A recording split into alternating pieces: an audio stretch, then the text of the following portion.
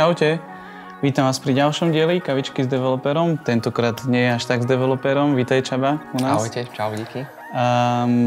Čaba je architekt IT riešení a trošku sa pobavíme o architektúre v telko odbore. To prvé človeka napadne, keď idem špecifikovať nejakú časť domény alebo nejakú doménu v rámci architektúry, že no aký je tam taký strašný rozdiel medzi niečím iným. A možno to môžeme aj konkretizovať niečím, čo ľudia poznajú napríklad s Netflixom alebo nejakou takou službou. Ja si myslím, že určite každá architektúra by mala vychádzať z toho biznis modelu alebo pozrieť sa na tú konkrétnu doménu, v ktorej riešime tú architektúru. Keď sa pozrieme na ten Netflix, tak to je streamingová služba, čiže určite tam máme rôzne CDNka, Content Delivery Networky globálne. Pracujú s dátami ináč, čiže oni nepotrebujú možno až tak striktne pracovať s tými dátami. Netflix je známy tým, že používa veľa mikroservisov. Keď sa pozrieme na nejaké tie patterny v rámci architektúry, takisto event-driven architektúru veľmi využívajú, čiže triggerovanie nejakých akcií sa deje cez eventy a tým, že to beží na AWS-ku, tak aj Lambda funkcie veľmi intenzívne využívajú. A keď sa pozrieme teraz na tú telko doménu, netvrdím, že my tam nemáme mikroservisy, teoreticky Lambdy, ale tá architektúra je veľmi vrstvená z pohľadu zákazníka, z pohľadu technológií, z pohľadu platformiem. A teda skôr sa tam bavíme o SOI, o Service Oriented Architecture, a teda expozujeme tam určité servisy, ktoré potom sú jednoduchšie dostupné pre mnohé ďalšie aplikácie, ktoré nám už robia rôzne tie aktivácie tých služieb, či už nejaká tá optika alebo aktivácia mobilných služieb. Ale takisto tá architektúra sa mení, čiže my čoraz sa snažíme tam pridávať viac tých mikroservisov. Ja si viem predstaviť, ako vyzerá deň developera, keďže som jeden z developerov, tak ako vyzerá taký deň architekta? Čo je tvoj denný chlebiček? S čím najviac ty pracuješ a v čom to architektúra v tom našom telekome, kde pracujeme, je trošku iná? A z čoho pozostáva teda tá práca? Tak my ako architekti sme priamo v kontakte s biznisom. Pod tým biznisom teda rozumieme niekoho, kto nastavuje tie procesy v rámci telekomu, ako bude teda ten nemecký telekomunikačný biznis fungovať, aké služby, produkty budú predávať. Čiže oni prídu s nejakou požiadavkou, chceme mať k dispozícii v rámci nejakých našich touchpointov nejakú novú funkcionalitu. My zanalyzujeme tú požiadavku, urobíme nejaký high-level design, pozrieme sa, ako to vieme napojiť na aktuálne systémy, či potrebujeme vytvoriť nejaký nový servis, nakreslíme nejaké tie diagramy. Najčastejšie sa bavíme o sekvenčných diagramoch, keď sa bavíme o UML-ku, alebo o nejakých klasických rozhodovacích diagramoch. Tie potom odprezentujeme vývojárskym tímom, už teda tým developerom, a oni to ďalej rozbijajú. Väčšinou sú tam nejakí biznis analisti, ktorí to detailnejšie rozbijú a už sa potom ide na kódovanie a tam sme k dispozícii tým vývojárom v podstate dennodenne a riešime aktuálne nejaké témy, ktoré vyskočia pri vývoji. Sme sa aj rozprávali, keď sme sa prichystali na tento diel, že sa trošku aj poviem o takých špecifických problémoch, s ktorými náš Telekom prichádza, alebo tá naša firma prichádza do styku. A to sú hlavne tie prístupy k tej architektúre. Čiže môže nám vymenovať tie také hlavné, ktoré máme? Tak cieľom je aktuálne tá modernizácia a zjednodušenie IT architektúry. Ono sa to vlečie tou históriou a teda my sa fokusujeme aktuálne na tú všeobecne modernizáciu. A to sa bavíme o zmene starých protokolov na nové, následne zavádzanie greenfield aplikácií, čiže vytvárame nové servisy na zelenej lúke. Presne keď príde nejaká požiadavka od biznisu, tak ja ten nový servis nenavrhujem na nejakom starom systéme, ale vytvoríme ho úplne na zelenej lúke s využívaním najmodernejších technológií. Takisto, keď sa bavíme o nejakých veľmi silných prepojeniach medzi aplikáciami, čiže taký pojem decoupling alebo loosely coupled architektúra. Toto veľmi silno rezonuje. My máme veľa monolitických aplikácií ešte, veľa systémov je prepojených aj z biznis hľadiska, čiže potrebujeme to rozbíjať. A taká najväčšia výzva je zbavovanie sa legacy aplikácií, čiže tých zastaralých systémov. Túto stratégiu, vlastne tento cieľ dosahujete cez ten decoupling týchto aplikácií? Tak to mám chápať? Napríklad. Čiže buď nejakú monolitickú aplikáciu rozbijame na menšie, a teda tie funkcie tej legacy aplikácie presúvame do nejakých iných aplikácií, ale primárne my riešime to, ako tie business funkcionality presunúť. A toto môže byť trošku problém, lebo tam je veľa zadrhelov, keď to mám takto povedať. Jednak sú tam historické aspekty. Máme aplikácie 10, 15, 20 rokov staré. Tak si predstav, že dokumentácia tam možno nie je. Aj keď je, tak možno už tam nie sú tí vývojári, ktorí to kódili. Ten jazyk je veľmi zastaralý. Toto sú určite nejaké výzvy. My keď zmeníme nejakú, alebo chceme niečo zmeniť v takej legacy aplikácii, ovplyvníme tým ďalších 10 iných aplikácií v systéme, čiže to tiež nie je jednoduché. A sú tam aj určité regulácie z pohľadu telekomunikačného zákona, čiže tam my tiež nemôžeme hocičo urobiť, lebo kľudne sa môže stať, že my ten daný servis musíme živiť dovtedy, kým ten servis bude využívať nejaký posledný jeden zákazník. Z toho dôvodu, že on v podstate má nejaký paušal, ktorý je naviazaný na tú legacy aplikáciu a my ju nemôžeme bohužiaľ vypnúť, lebo taký je nejaký zákon za tým, čiže nejaká tá ale to je zrejme pochopiteľné, hej, teda, OK. Áno. Dobre, my sa dneska aj pozrieme trošku do tvojej kuchyne, ale ešte predtým, ako to zrobíme, mňa zaujímajú nejaké ďalšie veci a to je hlavne z toho pohľadu developera, že pri tej vašej modernizácii architektúry myslíte aj na nejaké cloudové riešenia, poprípade nejaké moderné prístupy v DevOps prístupe. To akože nás developerov hlavne zaujíma, pretože vlastne to priamo vplýva na našu prácu. Jasne. Ja ako architekt som za to, aby už architekt myslel nad tým celým životným cyklom toho vývoja v rámci DevOps metodológie. Čiže určite DevOps je niečo, čo už ako architekti sa snažíme nejakým spôsobom aplikovať a zapájať sa aktívne do tej vývojovej metodológie. Čiže nehovorím, že využívame nejaké tooly, ale viem, že developeri u nás je v podstate preferovaný nástroj práve GitLab, kde dokážeme pokryť veľké množstvo toho celého životného cyklu od uchovávania kódu ako source code management, vytváranie pipeline a prepojenie s rôznymi ďalšími aplikáciami cez rôzne integrácie. Čiže GitLab je veľmi silný a preferovaný nástroj u nás. Spomínal si tie cloudy. Ja osobne v tej business architektúry nedefinujem, že aká bude tá finálová platforma. Na to sú potom tí IT architekti, by som skôr povedal. A oni áno, máme v podstate niekoľkých cloudových providerov, hyperscalerov, čiže nejakých globálnych hráčov, čiže bavíme sa o public cloudoch. Začínali sme s AWS-kom, to je aktuálne taká asi najsilnejšia doména u nás. Máme určité zastúpenie aj v Azure.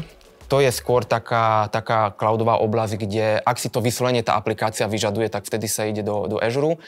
A teraz máme veľmi dobrý deal s Google Cloudom, takže aktuálne tá stratégia taká, že Google Cloud by mal byť ten preferovaný hráč.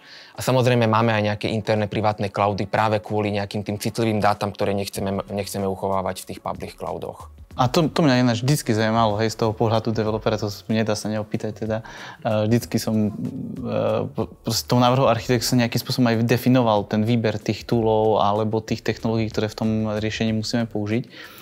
Má toto vplyv pri tvojom rozhodovaní a návrhu tejto architektúry, že teda napríklad veľmi sa používa AWS-ko, teda rozmýšľam už nad tým, že bude už nejakú technológiu, ktorá je v tom AWS-ku a tak navrhnem to riešenie, aby to fitlo k tej technológii, alebo sa nad tým nezamýšľa, že stále sa pozrie skôr na ten dosahovanie toho biznis cieľa? Z môjho osobného pohľadu je to skôr ten biznis cieľ, ale v rámci tej IT architektúry určite, ak ten daný cloudový provider má nejakú už špecifickú službu, ktorú viem hneď využiť, tak áno, rozhodujem sa podľa toho. V minulosti, keď som pracoval na predošlom projekte, tam sme riešili napríklad text to speech, speech to text servisy a Amazon má na to veľmi dobré hotové servisy. Aktuálne nevidíme zmysel premigrovať do Google Cloudu, aj keď aj tam sú tie servisy, ale ten effort nestojí veľmi za to, aby sme teraz investovali do nejakej tej migrácie a prechodu. Na AWS-ku nám to veľmi dobre funguje, je to stabilné, takže splňa to ten náš účel. Jasne, super. Ďakujem ti. A teraz sa poďme pozrieť do tej tvojej kuchyne, to som veľmi zvedavý, ako premýšľate pri tvorbe takejto architektúry. My sa teda pozrieme na taký proces, možno, že tvorby architektúry, trošku možno, že zjednodušenej, ale jasne, áno. A na tieto účely myslím, že bude stačiť. Dobre, poďme na to. Dobre, tak teraz sa teda pozrieme na takú zjednodušenú IT architektúru aplikovanú pre tú telko doménu. a teda načrtneme si, ako to vyzerá. Úplne na vrchu máme nejaké tie servisy alebo skôr nejaké aplikácie, ktoré patria do skupiny tých touchpointových aplikácií, s ktorými teda zákazník komunikuje s operátorom alebo operátor komunikuje so zákazníkom, čiže patrí sem telekom webová aplikácia, mobilná aplikácia, call centra alebo takisto priamo aj predajne. Toto sú vyslovene len frontendové systémy, ktoré takisto hovoríme tomu, že omnichannel, čiže to sú rôzne kanály, cez ktoré sa teda operátor, respektíve zákazník spájajú navzájom a tieto potrebujú ťahať dáta z nejakých tých backendových systémov. A toto schválne teraz kreslím modrou farbou, lebo tento backendový systém je tzv. Abstraction layer, čiže taká nejaká abstraktná vrstva, ktorá je teda tá zastaralá, ten legacy systém. V tejto vrstve v podstate máme rôzne ďalšie servisy, ktoré nám dávajú informácie o tom, koľko máme ešte dát, aký paušál používame, akú máme nejakú možno dostupnosť nejakých služieb, technológie, rýchlosti, rôzne zľavy vieme si stadiaľ pozrieť. Takisto tu prebieha nejaký objednávkový systém, alebo samozrejme aj nejaká tá fakturácia. Pod týmto máme v podstate mozog toho celého a to je štandardne nejaké CRM-ko, Customer Relationship Management. To CRM-ko je tiež modrou farbou, lebo je to legacy systém. Tie CRM-ka takmer všetkých mobilných operátorov alebo všeobecne operátorov sú to zastaralé systémy 5, 10, 15, niekedy aj 20 ročné. Je to pre fixnú aj pre mobilných zákazníkov teda. A tu sa uchovávajú všetky dáta o zákazníkoch. A to, čo sa teraz v podstate u nás deje, tá transformácia sa týka vytvorenia v podstate takej novej vrstvy. A tá nová vrstva sa nazýva DPS, čo je Digital Platform Services. Toto má nahradiť tú abstrakčnú vrstvu.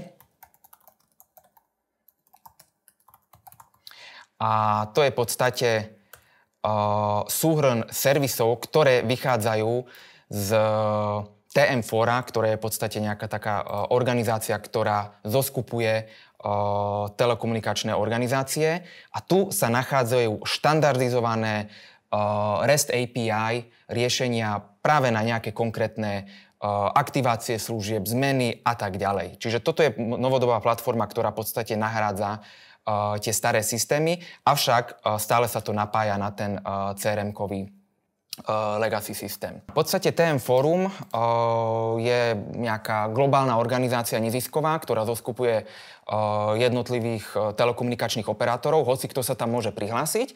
A oni vyvinuli iniciatívu TM Forum Open API a teda dodávajú štandardizované REST API, hotové JSONy, keď to mám takto jednoducho povedať, ktoré hoci ktorý operátor môže prísť, použiť ich jednak jednej alebo upraviť si ich podľa svojej vlastnej potreby.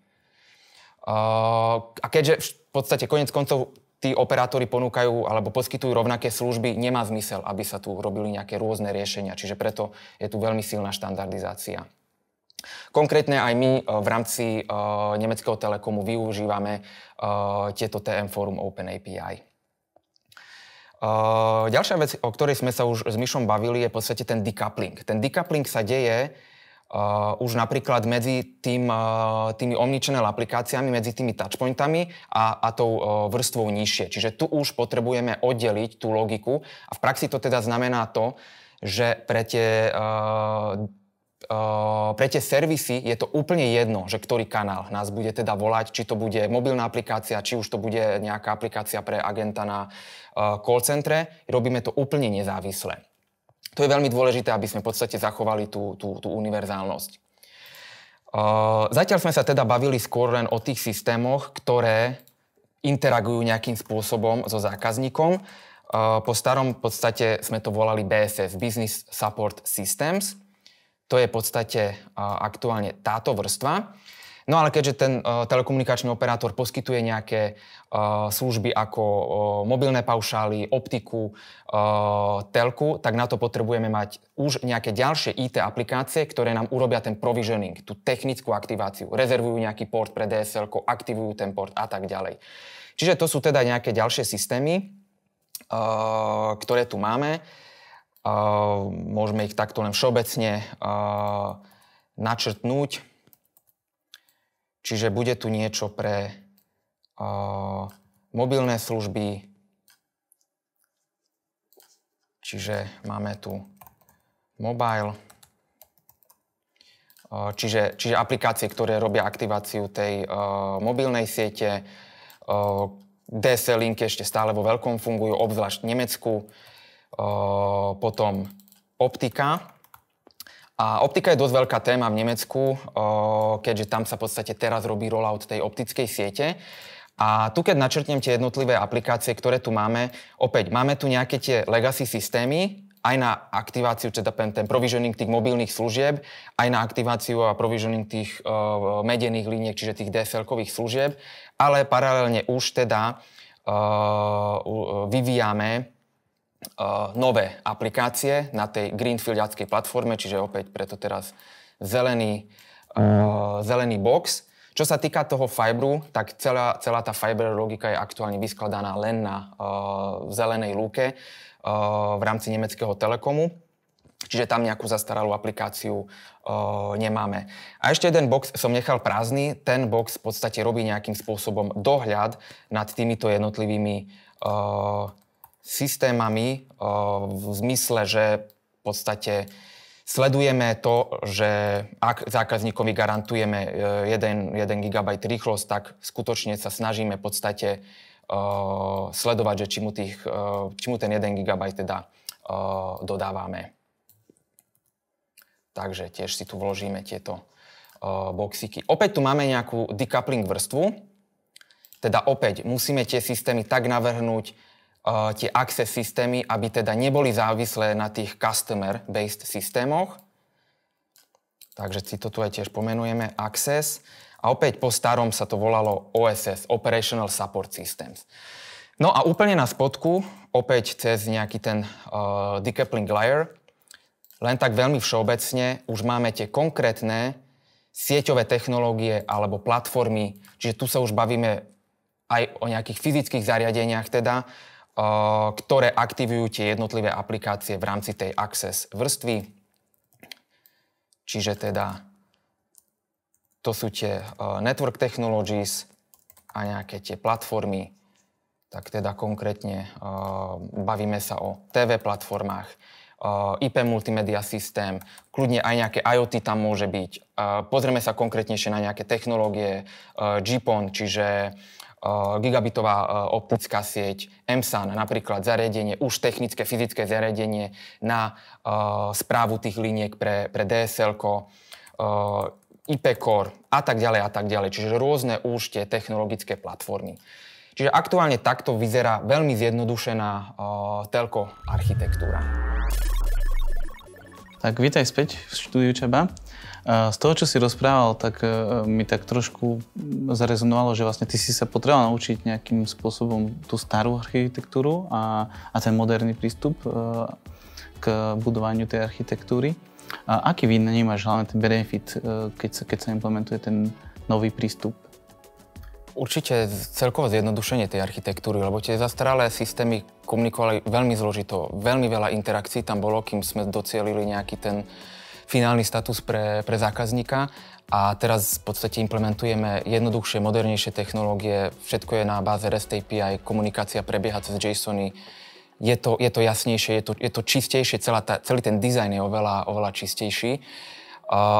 Ten telekomunikačný biznis stále je veľmi zložitý, ale dokážeme to v podstate úplne zjednodušiť.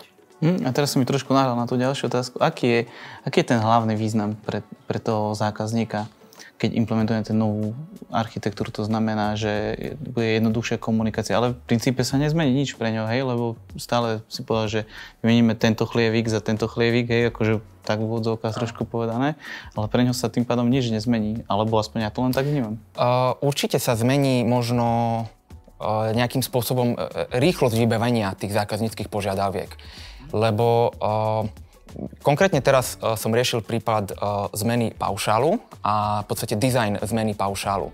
A v starom systéme to bolo niekoľko interakcií, ktoré boli zložité, dlho trvali, alebo dokonca možno ani neboli možné. A teraz v tom novom systéme idú tam veľmi zjednodušene povedané nejaké 4 požiadavky, pohľad do inventára, pohľad na to, čo zákazník si môže vybrať, aký budúci paušál, náhľad do katalógu, čo mu teda vieme ponúknuť za akú cenu a v podstate už je nejaký ten order proces. Čiže rýchlosť vybavenia všetkých tých requestov na strane zákazníka. A to nemusí byť len zmena paušálu, ale kľudne celý ten životný cyklus objednávky nejakej optickej linky je oveľa rýchlejší, efektívnejší a má tam aj menšiu nejakú kazivosť. Čiže... Ja predpokladám, že keď robíme ten decoupling, to znamená, že pridanie novej služby bude asi zrejme oveľa jednoduchšie a tak ďalej. Áno. Okay. Dobre, teraz možno trošku do osobnejšej roviny, že čo tebe prinieslo tá rola architekta? Čo ťa naučila? Mňa stále zaujímalo, že keď prídem k operátorovi a objednám si internet a poviem, že chcem internet na tej a tej adrese, čo sa tam deje, hej, že čo všetko za tým funguje. A je to skutočne veľmi zložitý systém a som rád, že nehovorím, že chápem všetko, lebo nedá sa, to sú možno roky praxe, kým človek pochopí celý ten systém, ale ja sa veľmi teším tomu, že vidím do toho, chápem tie problémy, prečo to tak trvá, prečo niektoré veci práve sa nedajú tak jednoducho vyriešiť, lebo možno tá architektúra je tak urobená. A to je možno nejakým spôsobom aj výzva, že poďme zmeniť tú architektúru v telko doméne, aby to bolo skutočne efektívnejšie pre zákazníkov. A teraz opäť nejaká otázka, čo si mi nahral na smeč. Myslíš si, že dáva zmysel a teraz možno fakt z tej osobnej roviny sa špecializovať na nejakú doménu alebo mať tú všeobecnú znalosť a vedieť to aplikovať v akékoľvek doméne?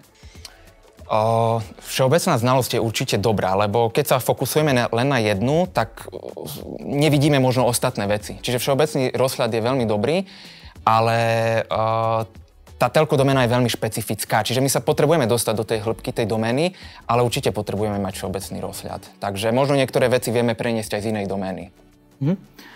Ďakujem ti teda, že si bol u nás na kavičke. Tá diskusia bola veľmi obahujúca a nám to ukázalo tú košatosť toho IT priemyslu a kde sa vieme realizovať. A vás teda pozývam na sledovanie ďalšie kavičky. Dovidenia. Ďakujem, ahojte.